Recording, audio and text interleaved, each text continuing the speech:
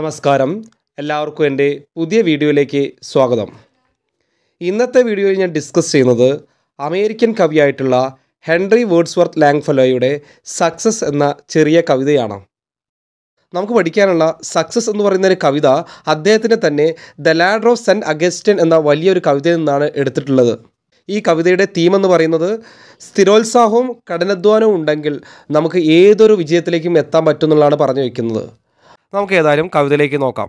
We have not wings, we cannot soar, but we have feet to scale and climb. But slow degrees by more and more, the cloudy summits of our time. അപ്പോൾ നമുക്ക് first സ്റ്റാൻസിൽ വരുന്ന സമയത്ത് we have not wings, നമുക്ക് ചിറകുകളില്ല അല്ലേ, അതുകൊണ്ട് എന്ത് ചെയ്യാൻ പറ്റുന്നില്ല. വി കനോട്ട് സോർ, നമുക്ക് മുകളിലോട്ട് ഉയരാൻ കഴിയുന്നില്ല, നമുക്ക് പറക്കാൻ കഴിയില്ല എന്നാണ് പറയുന്നത്. അപ്പോൾ സോർ എന്ന് പറഞ്ഞാൽ ഉയർന്ന് പറക്കുക എന്നുള്ളതാണ്. അപ്പോൾ മനുഷ്യന്മാരായുള്ള നമുക്ക് ചിറകുകളില്ലാത്തതുകൊണ്ട് തന്നെ ആകാശത്തൂടെ പറക്കാൻ, അതായത് നമ്മുടെ ആഗ്രഹങ്ങൾ നിറവേറ്റാൻ നമുക്ക് പറ്റുന്നില്ല എന്നാണ് പറയുന്നത്. അതായത് ഹ്യൂമൻസ് എന്ന് പറയുന്നത് പറക്കാനുള്ള ഒരു കഴിവില്ല, അതുകൊണ്ട് തന്നെ അവർക്ക് വലിയ വലിയ ഹൈറ്റുകൾ, ഉയരങ്ങൾ കീഴടക്കാൻ പറ്റുന്നില്ല എന്നാണ് പറയുന്നത്. പക്ഷേ രണ്ടാമത്തെ ലൈൻ നോക്കൂ.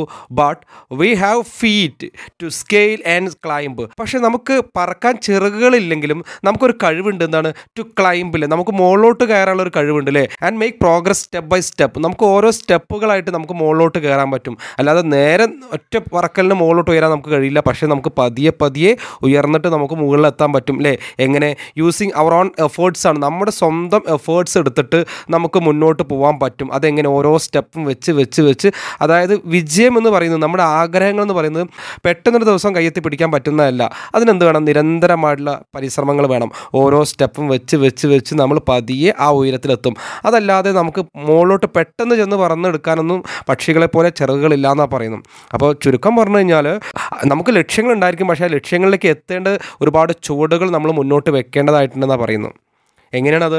By slow degrees by more and more അല്ലേ.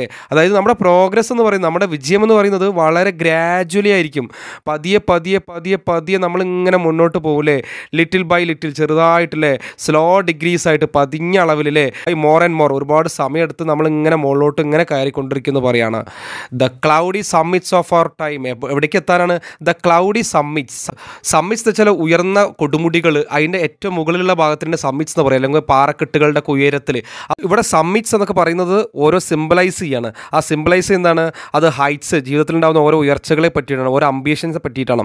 അപ്പോൾ ആ ഉയർച്ചകൾ എന്ന് പറയുന്നത് അല്ലേ, അവിടേക്കുള്ള യാത്രകൾ എന്ന് പറയുന്നത് എന്താണ്? അത് ക്ലൗഡി ആയിരിക്കും. ക്ലൗഡി എന്ന് വെച്ചാൽ എന്താ? മേഘാവൃതമായിരിക്കും. എളുപ്പത്തിൽ നമുക്ക് അങ്ങനെ നേടാൻ പറ്റില്ല. കുറച്ച് ബുദ്ധിമുട്ടിയിട്ട് നമുക്ക് ഒരുപാട് ഒബ്സ്റ്റക്കിൾസ് ഉണ്ടായിരിക്കും. ആ ഒബ്സ്റ്റക്കിൾസ്, പ്രതിബന്ധങ്ങൾ, ചലഞ്ചസ് ഒക്കെ ഉണ്ടായിരിക്കും. അതിനൊക്കെ തരണം ചെയ്തിട്ട് നമുക്ക് ആ ഹൈറ്റിലേക്ക് എത്താൻ പറ്റുള്ളൂ എന്നാണ് പറയുന്നത്. നമ്മളിങ്ങനെ എന്ത് ചെയ്യും? നമ്മൾ സ്ലോ ആയിട്ട്, സ്ലോ ഡിഗ്രീസിൽ നമ്മളിങ്ങനെ പതിയെ പതിയെ ഒരുപാട് സമയമെടുത്ത് കയറിയിട്ട് the cloudy summits of our time അല്ലേ, നമ്മുടെ ഒരു സമയത്തുണ്ടാവുന്ന നമ്മുടെ അച്ചീവ്മെൻറ്റ്സ്, നമ്മുടെ ഏറ്റവും വലിയ അച്ചീവ്മെൻറ്റ്സ് ആട്ടോ. സമ്മിറ്റ്സ് എന്ന് വെച്ചാൽ ചെറിയ ചെറിയ അച്ചീവ്മെൻറ്റ്സ് അല്ല, ഹൈ അച്ചീവ്മെൻറ്റ്സ് അല്ലെങ്കിൽ ചലഞ്ചസ് തരണം ചെയ്തിട്ട് നമ്മളെ ഏറ്റവും ഉയർച്ചയിൽ നമ്മൾ എത്തും, നമ്മൾ സക്സസ്സിലെത്തും. എങ്ങനെ? നമ്മൾ പതിയെ പതിയെ മുകളിലോട്ട് കയറി അവിടെ എത്തുന്ന പറയുന്നത്. അപ്പോൾ ഇതിനെ നമുക്ക് വേണമെങ്കിൽ പണ്ട് ഒരു പഴഞ്ചൊല്ല് പറയാറുണ്ട്. അതായത് Rome was not built in a day, ഒരു ഒറ്റ ദിവസം കൊണ്ട് ഉണ്ടാക്കിയതല്ല റോമ സാമ്രാജ്യം എന്ന് പറയുന്നത്. അതേപോലെ തന്നെയാണ് slow and steady wins the race എന്ന് പറയുന്നത്. അപ്പോൾ പതിയെ നമ്മൾ മുന്നോട്ട് പോകുകയാണെങ്കിൽ നമുക്ക് വിജയം സുനിശ്ചിതമാണ് അല്ലേ. നമ്മൾ പയ്യെ തിന്ന പനയും തിന്നാന്ന് പറയുന്ന പോലെ തന്നെ പതിയെ പതിയെ നമ്മൾ ലക്ഷ്യസ്ഥാനത്തേക്ക് നമ്മളിങ്ങനെ അടുക്കുകയാണെങ്കിൽ നമുക്ക് എത്ര വലിയ കൊടുമുടികളാണെങ്കിലും, എത്ര കാർമേഘങ്ങൾ നിറഞ്ഞ കൊടുമുടികളാണെങ്കിലും നമുക്ക് കയ്യെത്തി പിടിക്കാൻ പറ്റും. പക്ഷേ അതിന് നിരന്തരമായുള്ള പരിശ്രമങ്ങൾ വേണം, ഹാർഡ് വർക്ക് വേണം എന്നാണ് പറയുന്നത്. നെക്സ്റ്റ് സ്റ്റാൻസിലേക്ക് കടക്കാം. The mighty pyramids of stone that wedge like Clive the dessert heirs when nearer seen and better known are but gigantic flights of stairs. അപ്പോൾ നമുക്കിവിടെ കാണാൻ പറ്റുന്നത് the mighty pyramids of stone ആണ്. കല്ലുകൊണ്ടുണ്ടാക്കിയ വലിയ ഉയർച്ചയുള്ള, വലിയ ശക്തിയുള്ള, മൈറ്റി എന്ന് വെച്ചാൽ വളരെ ബലമുള്ള ആ പിരമിഡ് നമുക്കവിടെ കാണാൻ പറ്റുന്നുണ്ട്. അപ്പോൾ പിരമിഡ് എന്ന് പറയുന്നത് നമ്മുടെ ജീവിതത്തിലെ ലക്ഷ്യങ്ങളാണ്. നമ്മൾ മുൻകൂട്ടി പറഞ്ഞിട്ടുണ്ട് ഒരു സമ്മിറ്റിൽ. അപ്പോൾ സമ്മിറ്റ് എന്ന് വെച്ചാൽ ഉയർച്ചയുള്ളൊരു ഭാഗം എന്നുള്ളതാണ്. അപ്പോൾ ആ ഉയർച്ചയുള്ള ഭാഗം എന്ന് വെച്ചാൽ നമ്മുടെ ലക്ഷ്യസ്ഥാനമാണ്. അപ്പോൾ ആ ലക്ഷ്യസ്ഥാനത്തേക്ക് നമ്മൾ മുന്നോട്ട് പോകുന്ന സമയത്ത് കല്ലുകൊണ്ടുണ്ടാക്കിയ വലിയ പിരമിഡ് നമ്മളെ ആ കാഴ്ചയിൽ ഇങ്ങനെ കാണാൻ പറ്റുമെന്ന് പറയണം. ദാറ്റ് വെഡ്ജ് ലൈക്ക് ക്ലീവ്, അവിടെ വെഡ്ജ് എന്ന് വെച്ചാൽ മരത്തിൻ്റെ ആപ്പ് എന്നാണ് പറയുക. എന്ന് വെച്ചാൽ നമ്മൾ ഒരു ട്രയാങ്കിൾ ഷേപ്പിൽ ഈ മരങ്ങൾ അകലാൻ വേണ്ടിയിട്ട് നമ്മൾ ആണി അടിച്ച് കയറ്റാറുണ്ട്, അല്ലെങ്കിൽ ആപ്പടിച്ച് കയറ്റാറുണ്ട്. അതിന് പറയുന്ന പേരാണ് വെഡ്ജ് എന്ന് പറയുന്നത്. അപ്പോൾ നമുക്ക് കണ്ടു കഴിഞ്ഞാൽ തന്നെ അറിയാൻ പറ്റും ഈ ഒരു പിരമിഡിൻ്റെ ഷേപ്പ് എന്ന് പറയുന്നത് ആ ഒരു ആപ്പിൻ്റെ ഷേപ്പ് തന്നെയാണ്. അല്ലേ? അപ്പോൾ ദ വെഡ്ജ് ലൈക്ക് ക്ലീവ് എന്ന് വെച്ചാൽ അതിനെ വകഞ്ഞ് മാറ്റുക എന്നുള്ളതാണ്. അപ്പോൾ ഈ ഒരു വെഡ്ജ് ലൈക്ക് പോലെയുള്ള, അതായത് ഈ ഒരു മരത്തിൻ്റെ ആപ്പ് കഷ്ണം പോലെയുള്ള ആ ഒരു പിരമിഡ് എന്ത് ചെയ്യാണ്, അത് ക്ലീവ് ചെയ്യണം, അത് വകഞ്ഞ് മാറ്റുന്നുണ്ട്. എന്ത്? ദ ഡിസേർട്ട് എയേഴ്സ്, ആ ഒരു മരുഭൂമിയിലെ അന്തരീക്ഷത്തിലെ വായുവിന് എന്ത് ചെയ്യണം, ഇതിങ്ങനെ വകഞ്ഞ് മാറ്റിയിട്ട് അവിടെ നിൽക്കുന്നുണ്ടെന്ന് പറയണം. അപ്പോൾ എൻ്റെ ലക്ഷ്യത്തിന് മുന്നിൽ ഇങ്ങനെ ഈ ഒരു പിരമിഡ് ഇങ്ങനെ ഉയർന്നു നിൽക്കുന്നുണ്ടെന്ന് പറയണം. വെൻ നിയറർ സീൻ, പിന്നെ തൊട്ടടുത്ത് എത്തിയ സമയത്താണ് ആൻഡ് ബെറ്റർ നോൺ, കൂടുതലായിട്ട് ഞാൻ ആ ഒരു പിരമിഡിനെ പറ്റി മനസ്സിലാക്കിയെന്ന് പറയുന്നു. പക്ഷേ എന്താണെന്ന് വെച്ചാൽ അത് ജൈജാൻറ്റിക് ഫ്ലൈറ്റ്സ് ഓഫ് സ്റ്റെയേഴ്സ് ആണ്. അതിൻ്റെ അടുത്ത് എത്തിയപ്പോഴാണ് ഞാൻ അതിൻ്റെ ജൈജാൻറ്റി എന്ന് വെച്ചാൽ ഭീമാകാരമായിട്ടുള്ള വലിയ ആ സ്റ്റെയറുകൾ, ആ ഒരു മുന്നോട്ട് പോകാനുള്ള പടികൾ ഇങ്ങനെ വലുതാണെന്ന് ഞാൻ തിരിച്ചറിഞ്ഞത്. അപ്പോൾ നമ്മളെ ജീവിതത്തിലും അങ്ങനെ തന്നെയാണ്. നമ്മൾ ആദ്യം ഒരു ലക്ഷ്യം കാണുന്ന സമയത്ത്, നമ്മുടെ ജീവിതത്തിൽ എന്തെങ്കിലും ആവണം എന്നൊക്കെ ആഗ്രഹം ഉണ്ടെങ്കിൽ നമുക്ക് ആദ്യം ഒരു എളുപ്പമായിട്ടൊക്കെ തോന്നും. പക്ഷേ നമ്മൾ ആ ആഗ്രഹത്തിനായിട്ട് നമ്മൾ മുന്നിട്ടിറങ്ങുന്ന സമയത്താണ്, നമ്മൾ അതിനടുത്തേക്ക് ചെല്ലുമ്പോഴാണ് അത് എത്ര വലിപ്പമുള്ള ആഗ്രഹമാണ്, എത്ര ബുദ്ധിമുട്ടുള്ള നമ്മുടെ ലക്ഷ്യങ്ങളാണ് നമ്മൾ തിരിച്ചറിയുന്നത്. അപ്പോൾ ജീവിതത്തിലെ ലക്ഷ്യത്തിനെ ഈ ഒരു പിരമിഡുമായിട്ട് കമ്പയർ ചെയ്യണം. ഞാൻ എൻ്റെ ജീവിതത്തിലെ ലക്ഷ്യസ്ഥാനത്തേക്ക് നടക്കുന്ന സമയത്ത് അതിൻ്റെ അടുത്ത് എത്തുമ്പോഴാണ് ഞാൻ അതിൻ്റെ വ്യാപ്തി മനസ്സിലാക്കുന്നത്, അതിൻ്റെ സ്റ്റെപ്പിൻ്റെ ഉയർച്ച ഞാൻ മനസ്സിലാക്കുന്നതെന്ന് പറയണം. അപ്പോൾ ജീവിതത്തിൽ നമ്മൾ കാണുന്ന പല ലക്ഷ്യങ്ങളും ആദ്യം നമുക്കത് എളുപ്പമാണെങ്കിലും അതിൻ്റെ അടുത്ത് എത്തുമ്പോഴാണ് നമുക്കതെന്ത് ചെയ്യുക, അത് അത്രയും ബുദ്ധിമുട്ട് നിറഞ്ഞാണെന്ന് തിരിച്ചറിയാം. നെക്സ്റ്റ് സ്റ്റാൻസയിലേക്ക് കടക്കാം. The distant mountains that appear their solid bastions of the skies are crossed by pathways that appear as we to higher levels rise. അപ്പോൾ നമ്മൾ ജീവിതത്തിലെ ലക്ഷ്യസ്ഥാനത്തേക്ക് നടക്കുന്ന സമയത്ത് ദ ഡിസ്റ്റൻറ്റ് മൗണ്ടൻസ്, ആ വിദൂരതയിലുള്ള ആ ഒരു പർവ്വതങ്ങളിലെ ദാറ്റ് അപ്രിയർ, അതിങ്ങനെ പൊങ്ങി നിൽക്കുന്നത് കാണാം അല്ലേ? എങ്ങനെയാണ്? They are solid bastions of the skies എന്നാണ്. അതായത് ആ ഉയർന്ന പർവ്വതങ്ങൾ ഇങ്ങനെ ഉയർന്നു നിൽക്കുന്നത് എങ്ങനെയാണ്? അവരുടെ ആ ഒരു സോളിഡ്, അത്രയും ഉറച്ച ഒരു ബാസ്റ്റിയൻ എന്ന് വെച്ചാൽ പുറത്തേക്ക് തള്ളി നിൽക്കുന്ന ഭാഗത്തിനാണ് നമ്മൾ ബാസ്റ്റിയൻസ് എന്ന് പറയാം. ഇപ്പം നമ്മൾ ഓരോ കോട്ടകളൊക്കെ ആണെങ്കിൽ ആ കോട്ടകളുടെ പുറത്തേക്ക് തള്ളി നിൽക്കുന്ന കൊത്തളങ്ങൾ ഉണ്ടായിരിക്കും. നമ്മൾ ആ ഒരു വലിയ മതിലിൻ്റെ മുകളിൽ ഗേറ്റ് പോലെയൊക്കെ ഉണ്ടാക്കിയിട്ട് പുറത്തേക്ക് തള്ളി നിൽക്കുന്നുണ്ടായിരിക്കും.